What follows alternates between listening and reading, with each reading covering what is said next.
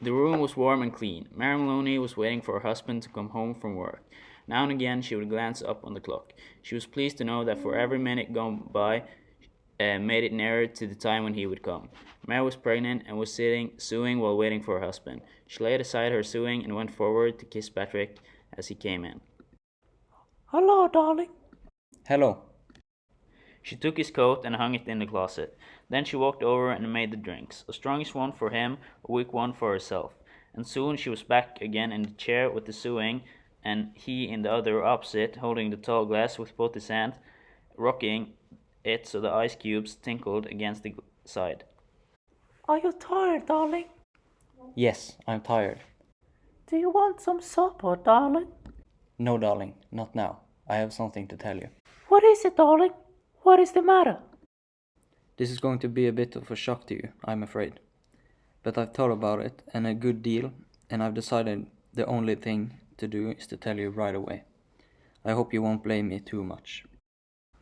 And he told her it didn't take long, 4 or 5 minutes at most, and she sat very still through it all, watching him with a kind of dazed horror as he went further and further away from her with each word.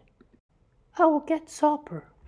She remembered she had a lamb leg in the freezer and went down to get it. She grabbed the lamb and walked upstairs again. Patrick was standing by the window. She walked up to him and hit him in the back of his head. He stood there a couple of seconds before crashing down to the carpet.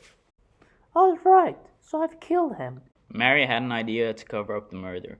She went to the store to get ingredients for the supper while pretending nothing had happened. Hello, Sam. Why, good evening, Mrs. Maloney. How are you?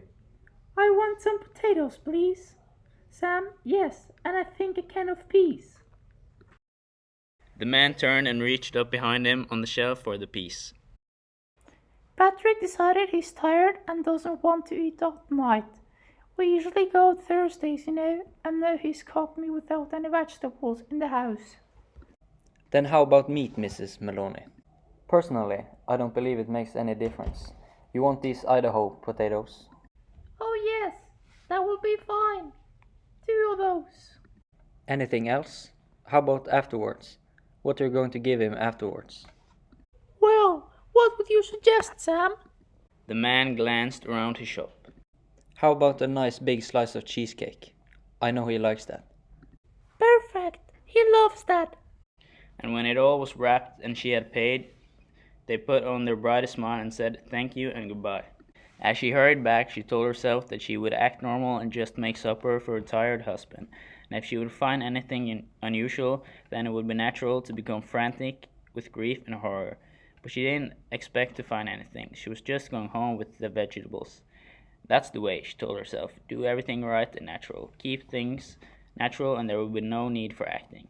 Therefore, when she entered the kitchen by the back door, she was humming a little tune to herself and smiling. Patrick, how are you, darling? She put the parcel down on the table and went through into the living room, and when she saw him lying there on the floor with his legs doubled up and one arm twisted back underneath his body, it really was rather a shock.